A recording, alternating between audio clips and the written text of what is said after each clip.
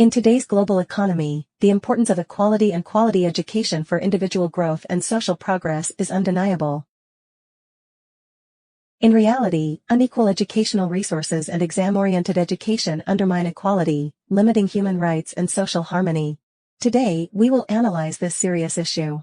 We will examine the causes and seek ways to change.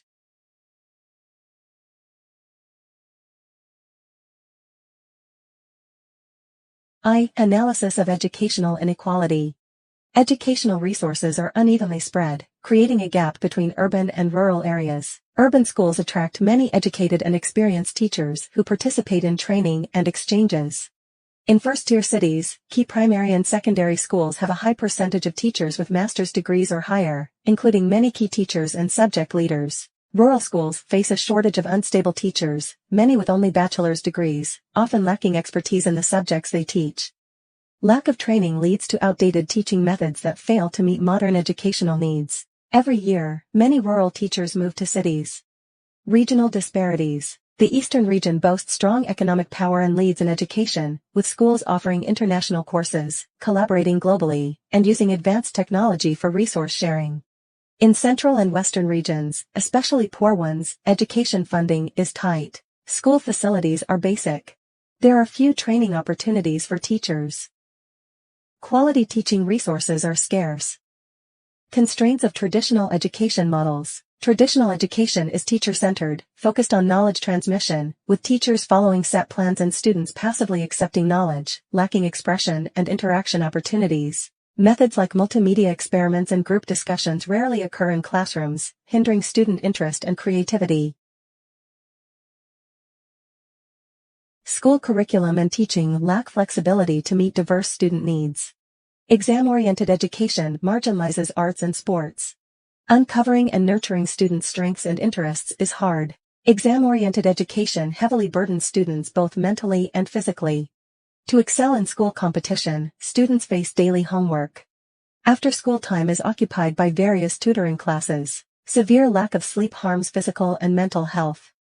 Mental health issues are common among students, with myopia and obesity rising. The exam-driven evaluation system prioritizes test results over comprehensive student development. Students learn mechanically, practicing test skills repeatedly, resulting in writing that lacks genuine emotion and unique insights. Students struggle to apply knowledge to real life, achieving high scores, but having low capabilities. This phenomenon contradicts the demand for innovative talents. 2. Insights on education inequality. A primary school in remote Daliangshan lacks educational resources. It is in a remote location. Transportation is inconvenient. It lacks external support and development. The school building is falling apart, allowing rainwater into classrooms during rainy season. Teaching activities are forced to stop. The playground on campus is rudimentary. The desks and chairs are worn, the blackboard is uneven, and resources are scarce. The school has 5 teachers for over 200 students, creating a severe teacher-student ratio imbalance. Teachers have heavy workloads, averaging over 30 classes a week, leaving them exhausted and unable to ensure quality. These teachers have limited education and lack expertise in their subjects. They rely on outdated methods that fail to inspire students. In a remote area, the school faces a severe teacher turnover challenge.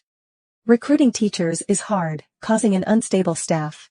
This disrupts the normal teaching order. Students in this environment lack quality learning resources and advanced teaching, leading to limited knowledge and insufficient English practice, which hinders competition for further education and restricts personal and career development.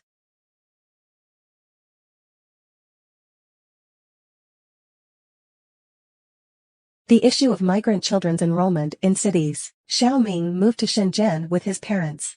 The family is economically disadvantaged. Local school enrollment policies require migrant children to provide complex documents, like parents' residence permits and proof of employment.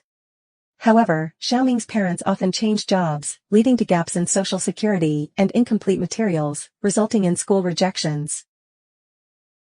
Migrant children who meet enrollment requirements are often assigned to remote or private schools with inconsistent teaching quality.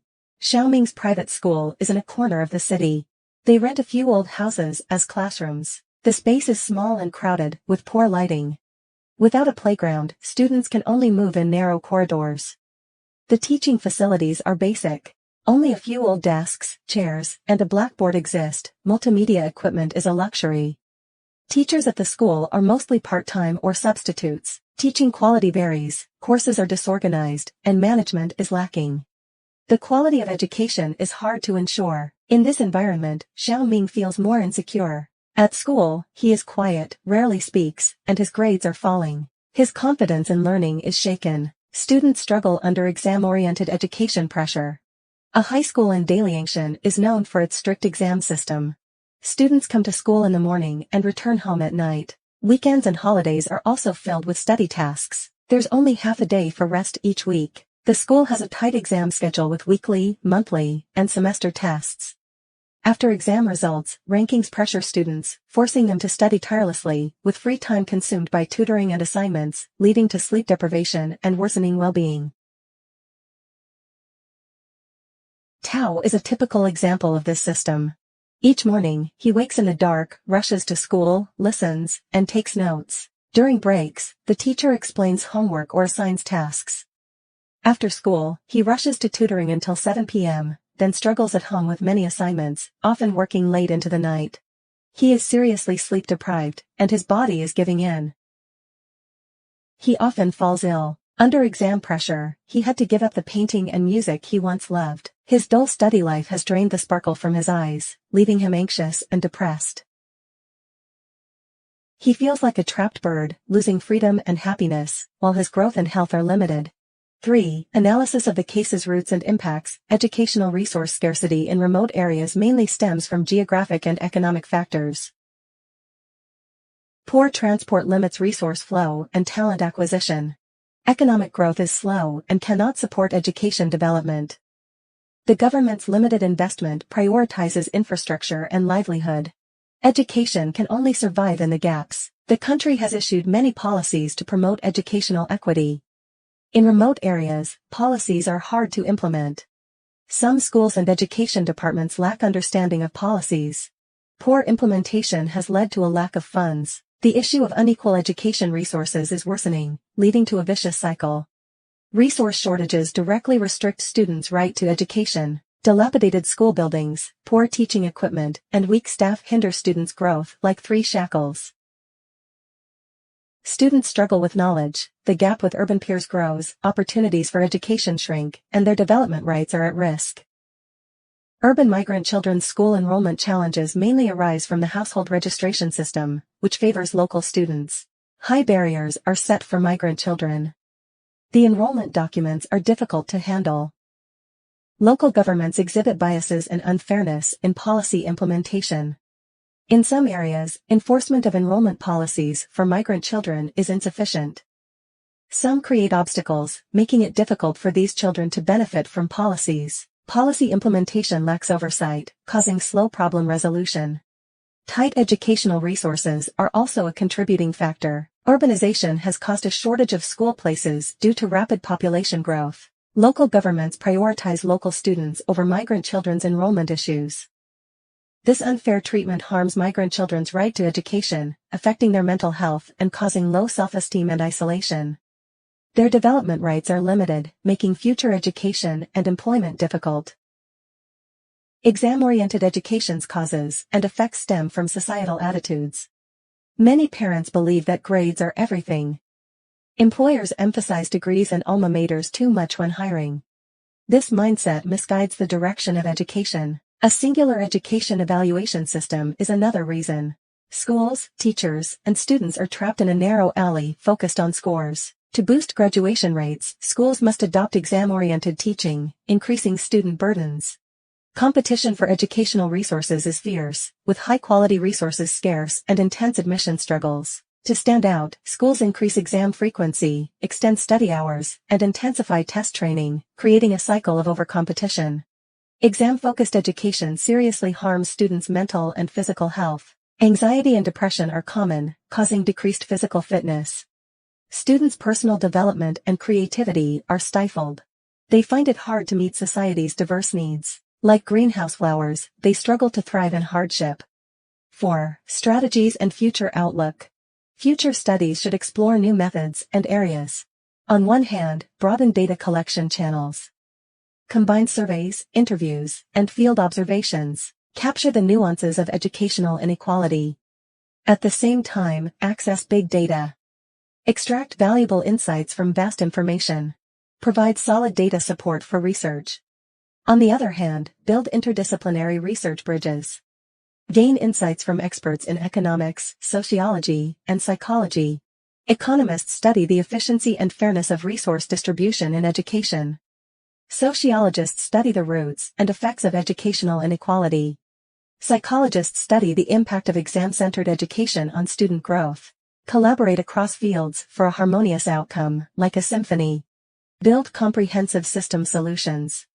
Also, create long-term tracking systems and dynamic databases. Record students' academic performance from elementary school to college.